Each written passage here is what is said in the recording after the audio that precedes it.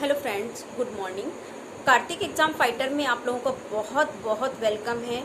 आज मैं आप लोगों के लिए बहुत ही इम्पोर्टेंट क्वेश्चंस लेके आई हूँ जो हिंदी से रिलेटेड हैं। क्योंकि हमारा वीडियो के बीईओ का एग्ज़ाम, ब्लॉक एजुकेशन वाला एग्ज़ाम आने वाला है, तो उसके लिए हिंदी है और अभी ईसीएस वगैरह के भी एग्ज़ाम है और ये सीटेट और सुपर टेट के लिए ये बहुत ही मोस्ट इम्पोर्टेंट क्वेश्चंस होने वाले हैं। आई होप आपको मेरे ये सारे क्वेश्चन बहुत पसंद आएंगे।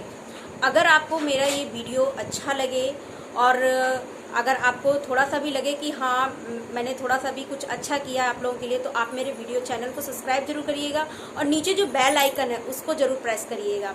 और चलिए आपका समय बर्बाद ना करते हुए मैं अपने वीडियो की तरफ बढ़ती हूँ, यानी कि अपने क्वेश्चंस की ओर बढ़ती हूँ।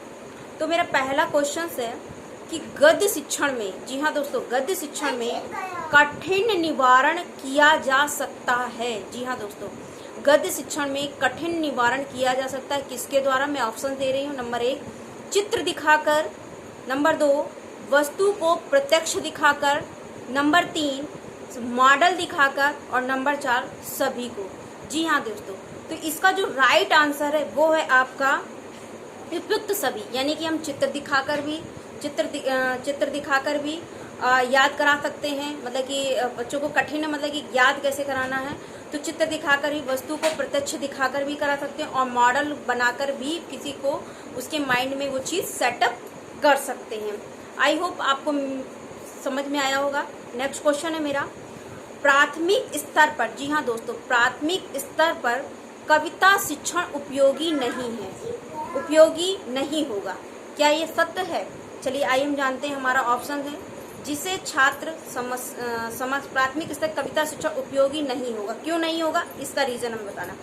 जिसे छात्र सरलता से समझ सके इसलिए। नंबर 2 जो कविताएं छात्रों को सृजनशीलता को बढ़ाने वाली हों। नंबर 3 जो कविताएं अंतर्राष्ट्रीय वादों से संबंधित हों। नंबर 3 इनमें नीति, हास्य, वीरता, देशभक्ति जैसी भावनाएं निहित हों। तो इसका जो राइट आंसर होगा वो होगा जो कविताएं अंतर्राष्ट्रीय वादों से संबंधित हों। ऐसी कविताएं जो हैं वो क्या हैं कि आपके कविता शिक्षण के लिए उपयोगी नहीं होंगी। अगला प्रश्न मेरा, हिंदी भाषा और साहित्य नामक ग्रंथ के लेखक, जी हाँ दोस्तों, कौन है? हिंदी भाषा और साहित्य नामक ग्रंथ के लेखक कौन है? आपका ऑप्शंस है भगवत शरण उपाध्याय नंबर 1, नंबर 2 आचार्य रामचंद्र शुक्ल, नंबर 3 है आपके डॉक्टर श्याम सुंदर दास और नंबर 4 है डॉक्टर हरदेव बाहरी।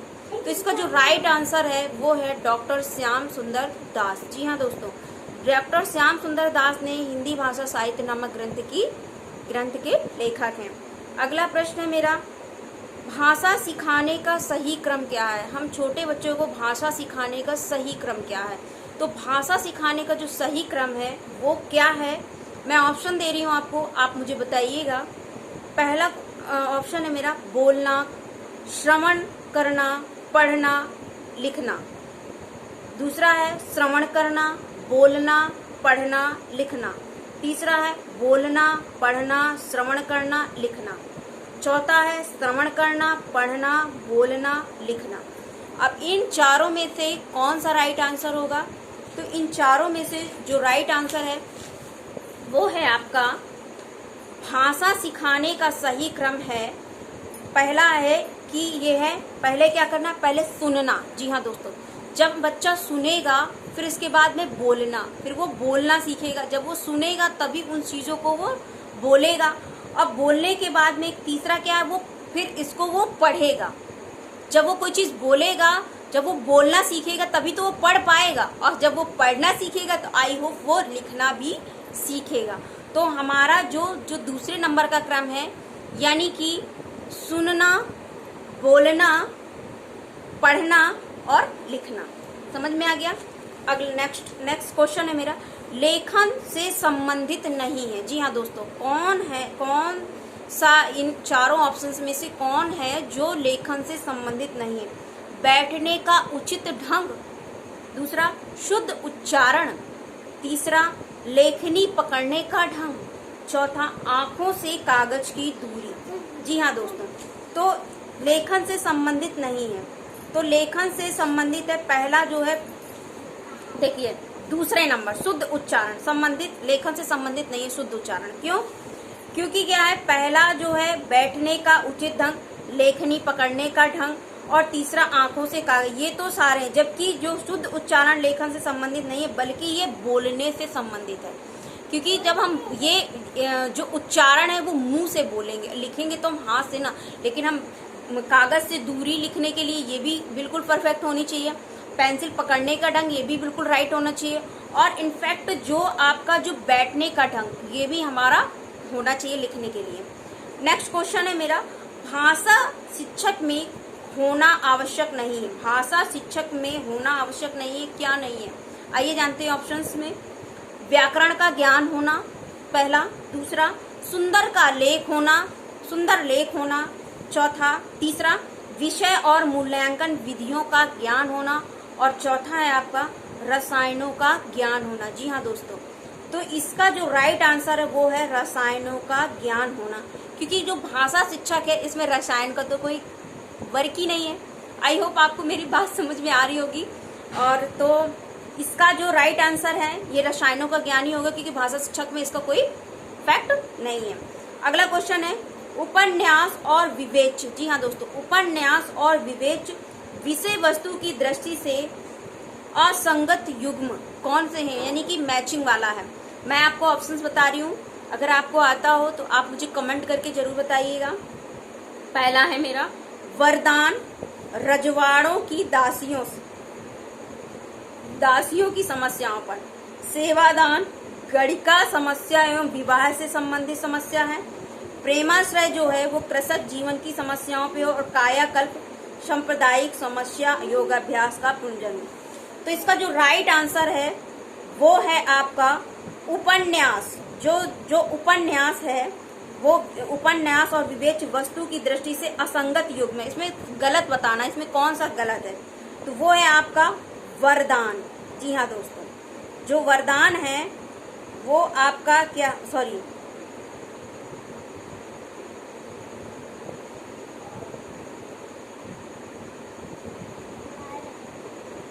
हाँ, जो आपका वरदान है वो रजवाड़ों की दासियों की समस्याओं से संबंधित, यही आपका रॉन्ग है। अगला प्रश्न मेरा, आचरण की सभ्यता। जी हाँ दोस्तों, आपने पढ़ा होगा हाई स्कूल इंटर में कि आचरण की सभ्यता एक वो है, क्या बोलते हैं, वृत्तांत टाइप में है। तो वो किसने, इसके निबंध है, सॉरी ये निबंध है, ये निबंध किसने लिखा था? तो ये निबंध किसने लिखा था? ऑप्शन दे रहे हैं, भारतेंदु हरिश्चंद्र ने, नंबर 2 सरदार पूर्ण सिंह ने, नंबर 3 महावीर प्रसाद द्विवेदी ने, नंबर 4 बालकृष्ण भक्त ने। बिल्कुल राइट आंसर। जी हाँ दोस्तों, सरदार पूर्ण सिंह का ये आचरण की सभ्यता सरदार पूर्ण सिंह का ही लिखा हुआ है। अगला प्रश्न, विरासत शब्द का क्या अर्थ है? जी हाँ दोस्तों, विरासत शब्द का क्या अर्थ है? मैं ऑप्शंस दे रही हूँ आपको। पहला प्रकृति से प्राप्त, दूसरा पुरखों से प्राप्त, तीसरा मित्रों से प्राप्त, चौथा मूल्य देकर खरीदा हुआ। विरासत जो आपको पुरखों से मिला हो, कहते हैं विरासत, ये मेरी विरासत है। तो ये जो है ये विरासत का अर्थ है पुरखों से प्राप्त, यानी कि हमारे जो पूर्वजों से जो हमें प्राप्त हुए हैं वो चीज विरासत है। अगला प्रश्न मेरा, निर्बल का विलोम शब्द क्या है? जी हाँ दोस्तों, निर्बल का विलोम शब्द क्या है? क्या सुदृढ़ है?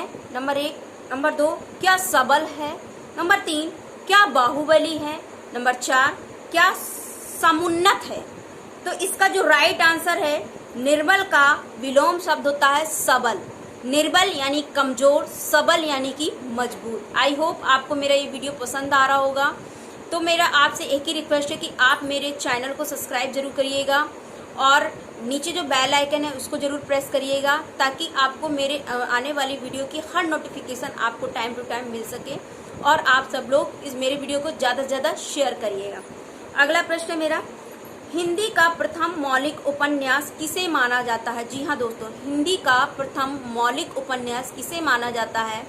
तो मेरा पहला ऑप्शन है नूतन ब्रह्मचारी को, दूसरा ऑप्शन है तितली, तीसरा है त्यागपत्र और चौथा है परीक्षा गुरु।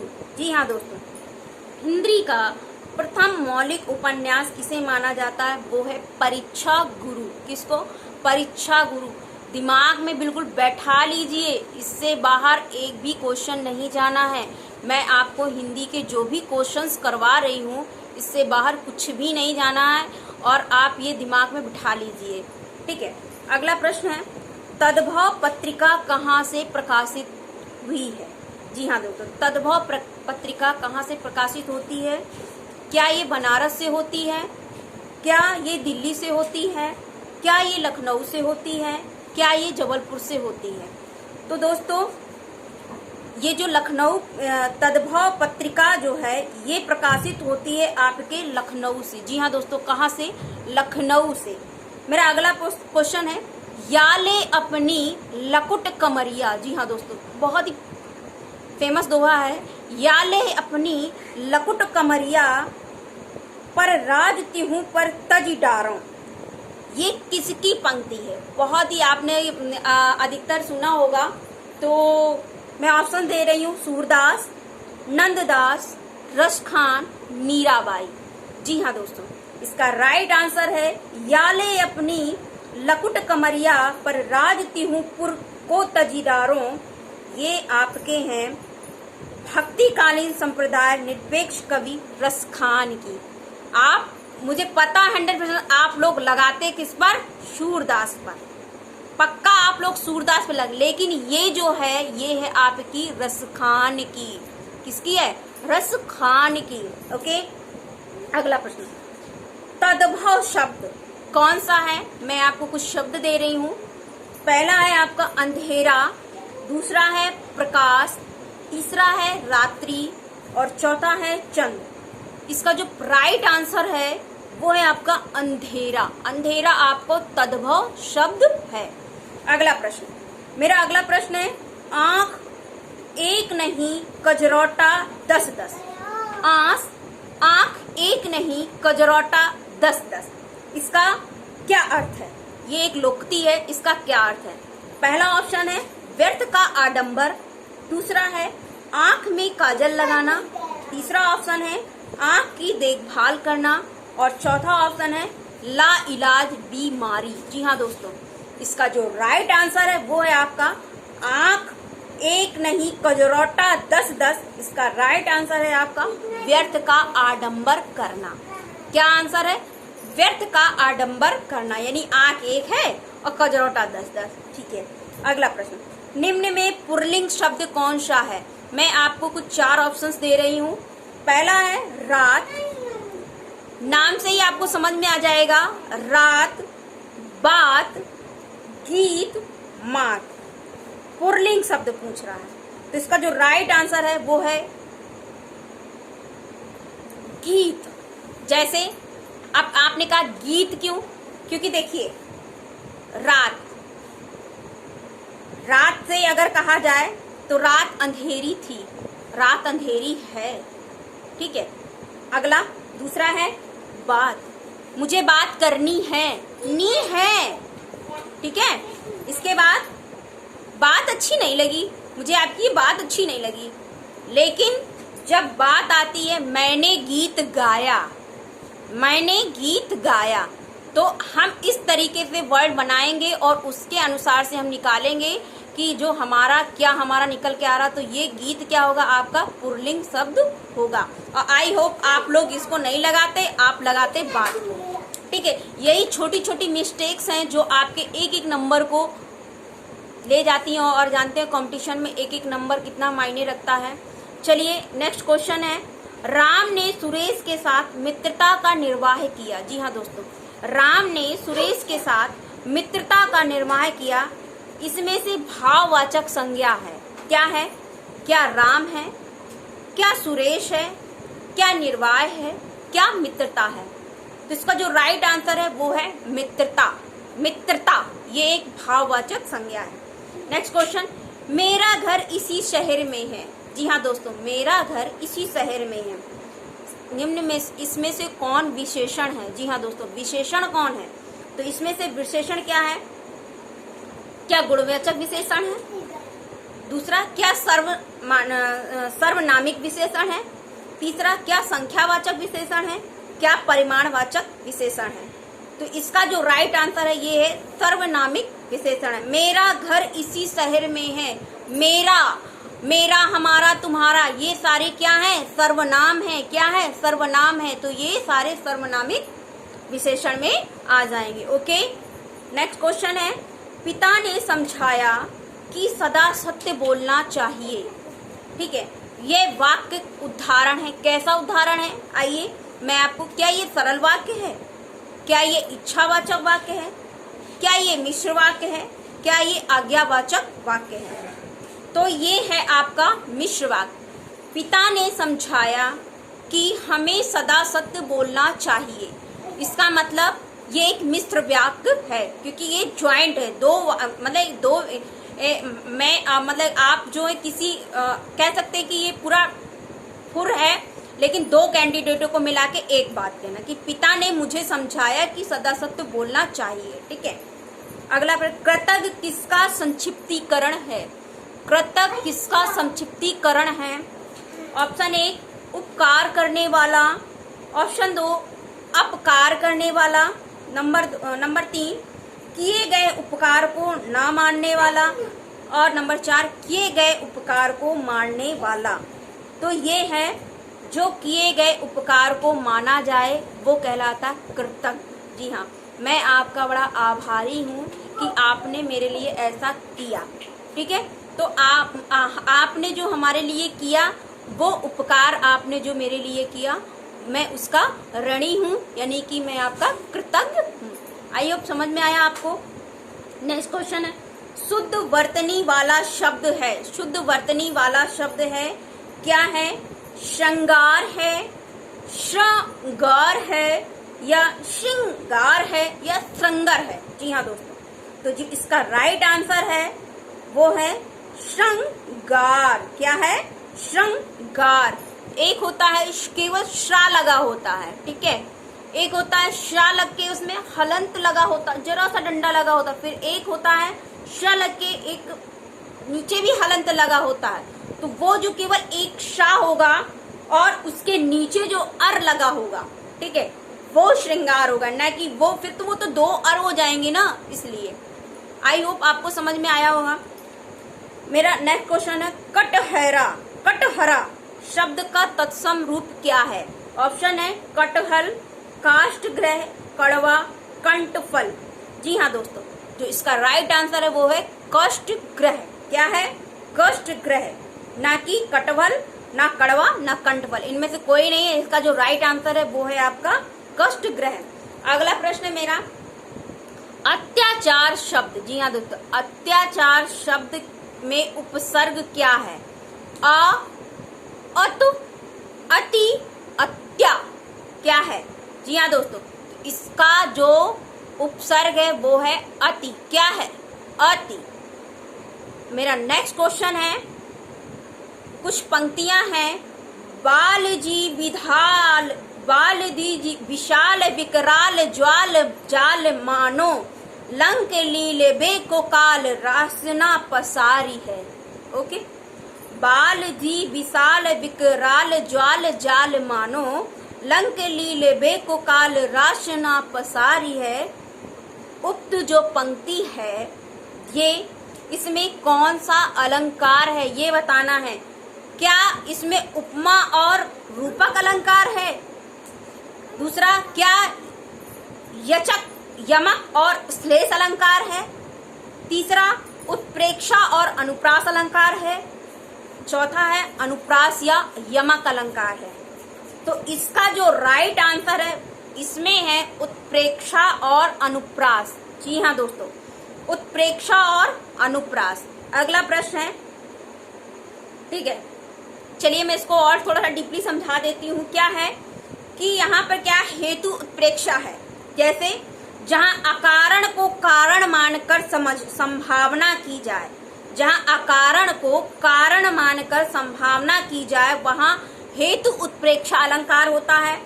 जब कविता में एक या कई व्यंजनों की आवृत्ति हो, वहाँ क्या होता है? अनुप्रास अलंकार होता है। ठीक है, चाहे स्वर असमान हो वहां, मतलब कि आवृत्ति हो, और चाहे स्वर असमान हो, उससे कोई फर्क नहीं पड़ता, लेकिन अनुप्रास होता है। तो ये क्या, उत्प्रेक्षा और अनुप्रास अलंकार है। चलिए, रसों को उदित और उद्दीप्त करने वाली सामग्री क्या कहलाती है? जी हाँ दोस्तों, रसों को उदित और उद्दीप्त करने वाली सामग्री क्या कहलाती है? क्या ये विभाव कहलाती है? ऑप्शन 1। क्या ये अनुभाव कहलाती है? नंबर 2। क्या स्थायी भाव कहलाती है? नंबर 3। क्या संचारी भाव कहलाती है? नंबर 4। तो इसका जो राइट आंसर है वो है विभाव, यानी रसों को उदित और उद्दीप्त करने वाली सामग्री विभाव कहलाती है। क्या कहलाती है? विभाव। मेरा अगला क्वेश्चन है, जहां सुमतितः संपत नाना, जहां कुमतितः विपत्ति निधाना, इस पद में कौन सा रस है? क्या करुणा रस है? नंबर 1। क्या भयानक रस है? नंबर 2। नंबर 3 श्रृंगार रस है। नंबर 4 शांत रस है। तो इसमें है शांत रस। जहां सुमतितः संपत्ति नाना, जहां कुमतितः विपत्ति, बहुत ही शालीनता और बहुत ही शांति पूर्वक किसी के सामने अपनी बात रखी गई है, तो यहाँ पे शांत रस है। अगला क्वेश्चन है, शुद्ध वाक्य। राम ने एक थैला और 2 पुस्तकें खरीदी। नंबर 1। नंबर 2, राम ने एक थैला और 2 पुस्तकें खरीदी। नंबर 3, राम ने एक थैला और 2 पुस्तकें खरीदा। नंबर 3, राम ने एक थैला और 2 पुस्तक खरीदी। अच्छा, तो इसमें जो है राम ने एक थैला और 2 पुस्तकें खरीदी, ये आपका राइट होगा। ओके, मेरा अगला प्रश्न है,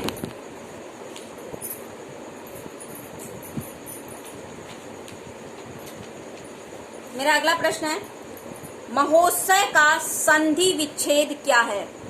महाधन उत्सव। नंबर 1 महोधन उत्सव। 2। नंबर 3 महोधनसव।